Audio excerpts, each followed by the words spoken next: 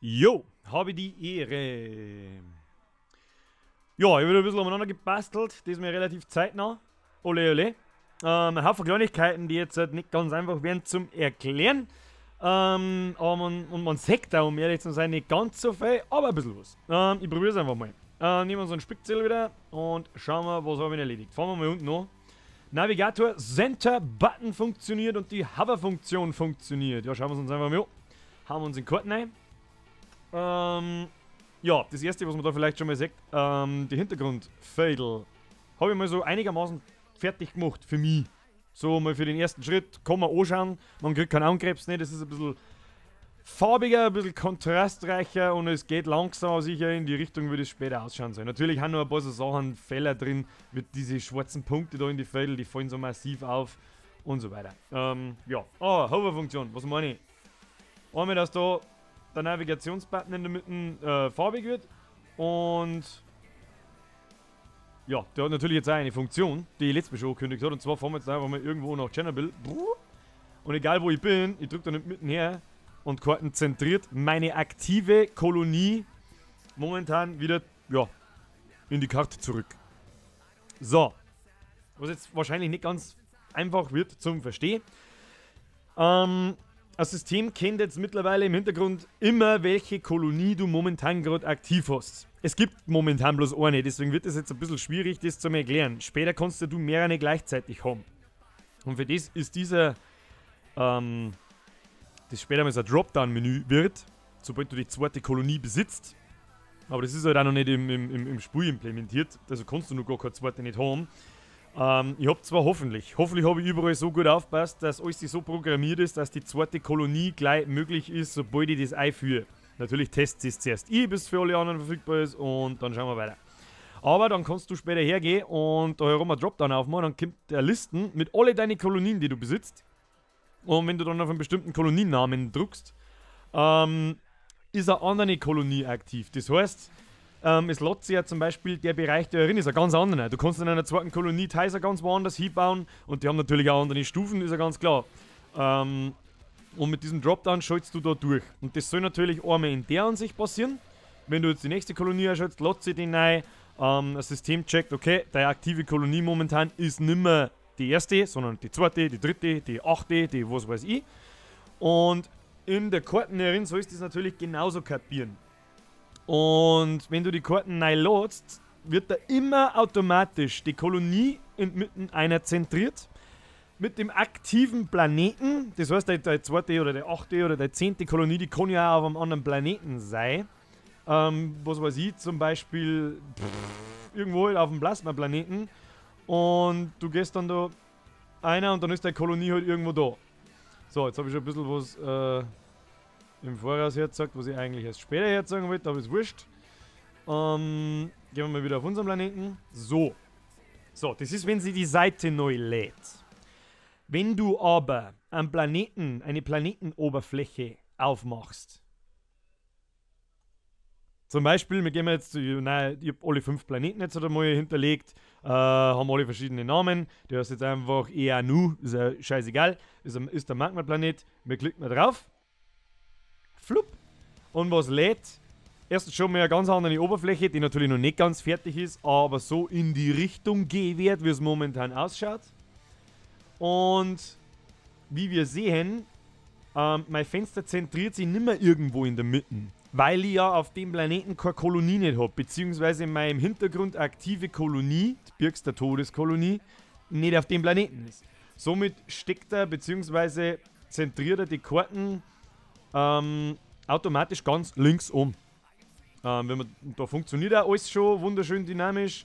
Er kennt automatisch die freie Fädel. Unter anderem habe ich die Tooltips da ein bisschen angepasst, das kommt nachher dann noch. Er kennt schon, wenn da eine Silikatablagerung ist. Er kennt auch schon, was für ein Rohstoff das ist. Also es ist definitiv Silikat und kein Wasserstoff, weil wir befinden uns ja auf dem Magma-Planeten. Und alles andere da rundherum, das erkläre ich dann gleich. So, was passiert jetzt, wenn ich wieder zurück auf meine Erde schalte? Bin ich dann auch wieder links oben? Nein. Dann kennt er automatisch, dass ich da drauf mit meiner aktiven Kolonie bin und zentriert mal wieder meine aktive Kolonie. damit ich einfach immer einen Bezug habe, wo bin ich eigentlich gerade, wo ist meine Umgebung und so. Nicht, dass ich hergehe, vorher war es so, ich fahre dann links umeinander, ich fahre umeinander und Kundschaft in der Karte umeinander und so, ah ja, habe ich das, ja, passt schon. Dann schiebe ich da, gehe auf einen anderen Planeten, schaue mir die Oberfläche an, schiebe dort Karten wieder irgendwo rum, gehe wieder zurück auf meinen Erdplaneten und bin dann irgendwo, weil es in meinem Hintergrund, egal ob ich die Karten, den Erdplaneten klonen habe oder den Magma-Planeten klonen habe, im Hintergrund verschiebt es mir die ganze Zeit die Karten irgendwo hin und ich käme überhaupt nicht mehr aus, wo zur Hölle bin ich eigentlich. Und deswegen, jetzt wenn ich einen Planeten lade, zentriert es mir die Karten ganz nach links um oder später vielleicht einmal genau in der Mitte. Ja, weiß ich noch nicht, mal schauen. Oder wenn du da eine aktive Kolonie drauf hast, die momentan auch da herum gerade aktiv ist, von deinen 1, 2, 3, 4, 5, zentriert es dir die da in mitten rein. Funktioniert alles schon wunderbar, automatisch und dynamisch. Wundervoll. Ja. So, Linien vorerst gecancelt. Ja, genau. Ich hätte gestern, ich war fast durchdreht. Das ist technisch leider Gottes für die Browser offensichtlich nicht so einfach möglich, dass man mit dem Rotationsgeschichten, was ja nichts anderes ist wie ich zeichne der Linie, was nichts anderes ist wie ein Kasten, den Kasten sage, ja, du hast jetzt einen Winkel von x, y Grad und du stehst jetzt quer. Ja, das ist offensichtlich so viel Stress für den Browser, dass wenn ich das verschirmen möchte, und das haben wir in den anderen Videos immer wieder gesehen, sagen wir mal, da ist jetzt eine Linie gezeichnet von der einer Kolonie zur anderen und ich fahre nach oben. Dann bleibt jedes Mal die Linie so 2, 3, 4 Sekunden lang stehen und rutscht dann in einem Zug neu. Und das schaut erstens scheiße aus, vor allem wenn da später nicht bloß eine Linie ist, sondern ich einmal mehrere Sachen gleichzeitig habe. Zum Beispiel, ich will 3 Angriffe, mache selber 3 Kommandos, schicke meinen Rohstoffextraktor gerade irgendwo hin, dann ist die ganze Scheißkarten irgendwie voller Linien und ja, das ist auch kacke. Ja. Was aber dann dafür, anstatt die Linien, genauso in dieses Interface einer kommt, wir in der Kolonie, sind die Infozeilen da herum. Und zwar, wie viele Truppen sind stationiert, wie viele Kommandos habe ich momentan gerade, wie ich gerade Angriffe, kommt gerade Unterstützung. Das ist bei mir natürlich nicht sichtbar, weil ich gerade nicht Angriffe wir. Das blendet dann so rot ein. Und genauso wird es dann da herum auch gezeigt. Das heißt, diese Elemente, die lasse ich dann noch verschwinden. Ist jetzt momentan aber mal einfach noch nicht so wichtig, da stirbt oder da fällt oder stirbt das Spiel nicht, wenn das jetzt momentan noch nicht drin ist. Mir ist nur so wichtig, dass die Karten, und die habe ich jetzt wirklich schon fast so weit, dass komplett selbstständig funktionieren kann. Es gibt Funktionen, die ganze Planeten generieren, inklusive die Fader anhand der Masse und lauter solche Sachen. Da komme ich gleich noch dazu. Ja, auf alle Fälle, Linien ist vorerst einmal gecancelt. Leider. Ich überlege mal was, vielleicht kriege ich es noch irgendwie hin. Mal schauen. Jo, was ist das nächste? Tooltip Close Button funktioniert nicht. Ja, das tut er jetzt. Genau. Wir haben ja bei den Tooltips da, habe ich ganz fähig gemacht. Da bin ich ja noch nicht ganz fähig, also noch nicht fertig so wirklich. Tooltips allgemein dynamisch angepasst, Buttons rund, jawohl, richtige Mapfelder, das kommt dann gleich noch. Ja, Tooltips. Was habe ich bei den Tooltips gemacht? Übrigens, Tooltips sind die kleinen Kastel, die draufgehen, wenn ich auf ein Fadel draufklicke. Ja, das erste, es gibt so eine Hover-Funktion, die hat es letztes Mal auch schon gegeben, aber nun werden da die Koordinaten vom Fade klar links drunter angezeigt. Macht ein bisschen so einen technischen Eindruck und außerdem kann man die Koordinaten vielleicht einmal brauchen, um sich was zu merken oder sonst irgendwas. Und wenn ich dann draufklicke, was ist neu? Erstens ist da mal so ein kleines Pfeilchen, das einmal direkt auf das angeklickte Fadel zeigt und das verschiebt sich natürlich auch nicht und nichts. Dann schaut es nach wie vor gleich aus und so habe ich Gott sei Dank endlich dieses Problem gelöst, dass wenn ich da drauf drücke, dass die ganze Zeit diese Scheißfunktion von dem Fadel ausgeführt wird. Ja, es war lästiger als ich dachte und dadurch funktioniert auch dieser Close-Button nicht, was er jetzt natürlich tut. Also dieses kleine X da herum, dass ich das Pop-Up wieder zumachen kann. Oder es schließt sich sowieso, sobald ich irgendwo anders hinklicke. Nach wie vor funktioniert natürlich, dass ich auf ein freies Fadel klicke, ist ein anderer Inhalt drin und andere Funktionen kommen da dann rein. Freie Gebiete, ja, wie ich schon andere Videos einmal angekündigt habe, die kann man claimen, da kann ich ein Kolonialschiff hinschicken und dann steht da meine zweite Kolonie und so weiter und so fort. Klicke ich auf den Primärrohstoff, wird automatisch schon im Hintergrund ausgelesen, was für ein Rohstoff das ist. Es ist auf alle Fälle in dem Fall jetzt einmal Wasserstoff. Kurzer Beschreibungstext, was kann ich da tun damit. Und ein kleiner Button zum Extraktor senden.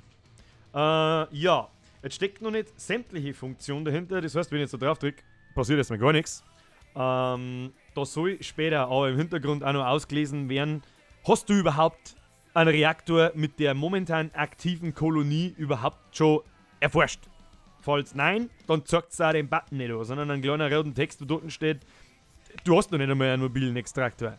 Wenn du den mobilen Extraktor dann erforscht hast, dann überprüft es im Hintergrund auch gleichzeitig, hast du auch gerade einen baut schon? Ist der schon fertig? Wenn nicht, steht dort, du musst erst einen bauen.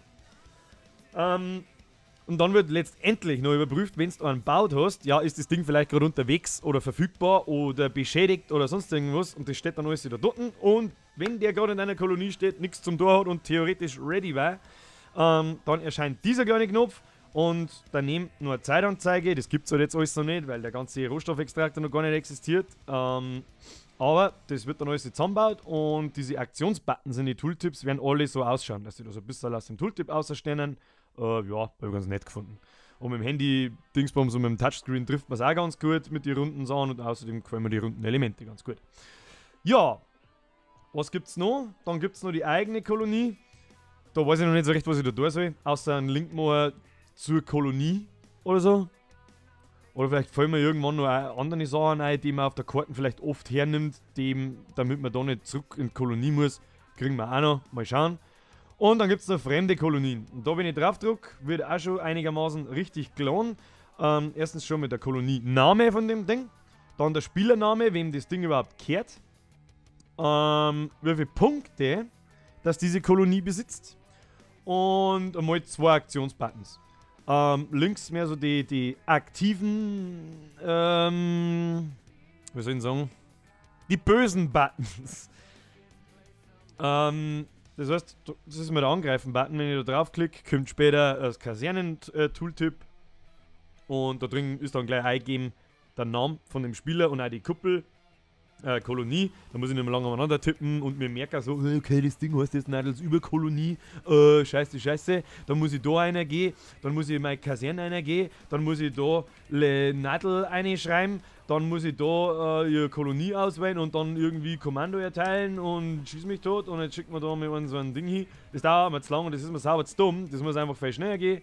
Und zwar ist es genau dasselbe, ich klicke da drauf, klicke auf Angriff, dann geht Kaserne auf, alles ist vorausgewählt, ich gebe nur noch Truppen ein, drücke auf Senden, fertig. Und ich habe auch einen optisch viel einen besseren Bezug dazu, was ich da eigentlich angreife und wie weit das Ding weg ist von mir. Anstatt in der Ansicht auf der Planetenoberfläche, wo meine Häuser umeinander stehen. Da habe ich überhaupt keinen optischen Bezug zu meinem Ziel, das ich angreifen möchte. Genauso ist es dann auch da.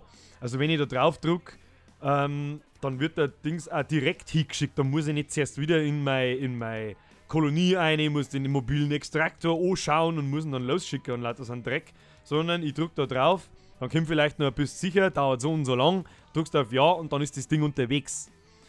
Und das versuche ich natürlich irgendwie optisch noch darzustellen auf der Karte, dass man irgendwie sektoriert sich was.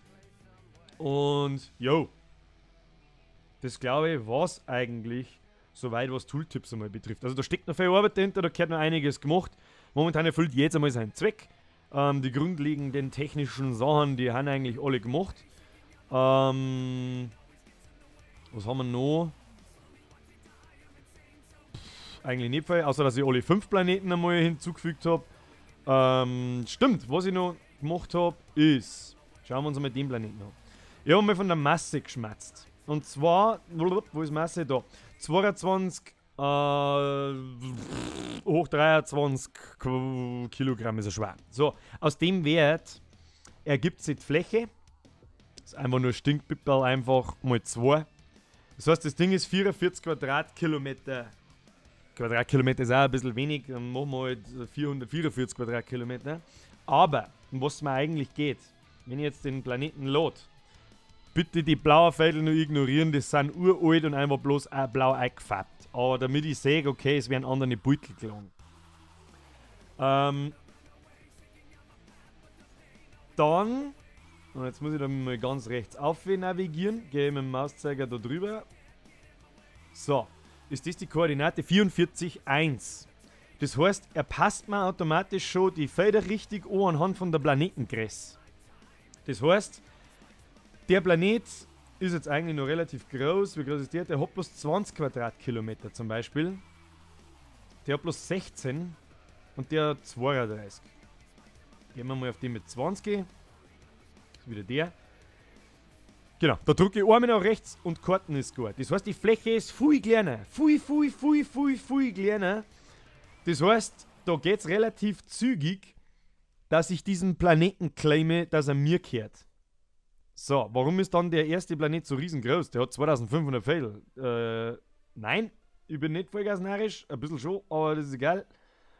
Das ist der Startplanet. Den kann niemand besitzen. Jeder, der sich registriert, wird auf diesen Anfangs-Erdplaneten gepflanzt und das war's dann. Es wird dann natürlich weitere Erdplaneten geben in andere Sonnensysteme, damit der Platz einfach niemals zu Ende geht. Und es ist technisch einfach leichter darzustellen, lauter kleine Kartenabschnitte zu machen auf verschiedene Planeten, anstatt einen riesigen Überplaneten, auf den eine halbe Million Fädel verfügbar sind. Außerdem verliert sie dann alles in der Leere der Ewigkeit. Das heißt, der eine baut seine Kolonie, und damit meine ich ganz genau die, baut seine Kolonie ganz rechts unten, ungefähr 500 oder 100.000 Fädel entfernt vom ganzen Rest und ist total ab vom Spiel und macht da unten seine eigene Party quasi, weil er das jetzt gerade lustig findet. Oder ja, ich glaube, der Ul hat es gerade lustig gefunden. Ja, gut. Ja, soweit so gut. Also, ich glaube, ihr seht schon, oder ich merke es auch. Die Steuerelemente, die machen langsam aber sicher immer mehr Sinn. Ich kriege ja immer mehr optischen Bezug zu dem Ganzen. Spiele mir auch ganz viel mit dieser Umeinanderladerei und komme da zurecht und passt das alles, komme ich schnell da hin, wo ich hin möchte und was ich sehen möchte. Bis jetzt habe ich den Eindruck. Natürlich ist das nicht ganz fertig und noch nicht ganz 100% optimal, aber das bleibt ja nie stehen und wird einfach immer weiterentwickelt. Das ist ja der Plan dahinter. Ich muss auch was zum Tor haben. Jo. So, nächster Punkt. Hey. Richtige Mapfelder für die genau. Das heißt, das, was ich gerade erklärt habe, mit der automatischen Kartengröße und mit den Mapfeldern, die Generierung anpassen. Es gibt eine eigene Funktion, da brauche ich bloß noch ein paar Parameter übergeben und dann wird der Planet automatisch generiert mit seinen Beutel und was weiß ich was alles. So, zentriere Map, wenn ich Planeten klicke mit meiner aktiven Kolonie, setze Map-Link oben mit meiner anderen Kolonie. Ja. Gut. Tja, ich glaube, das war's. Vorerst. Das schaut nicht noch recht viel aus, aber es war echt ein Haufen Fricklerei, dass dieser ganze dynamische Scheiß da einigermaßen fehlerfrei funktioniert.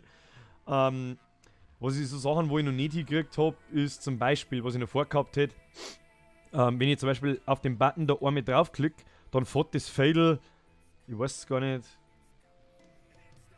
5 Fadel oder so, fährt dann die Karten weiter. Immer und immer und immer wieder.